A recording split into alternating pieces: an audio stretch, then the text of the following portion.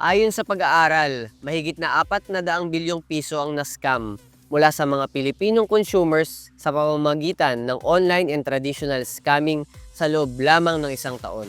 Kaya ang SBP ay nandito upang magtulak ng mga proactive regulations at bills upang magkaroon ng safety net ang mga consumers laban sa mga mapangsamantalang negosyante at scammers.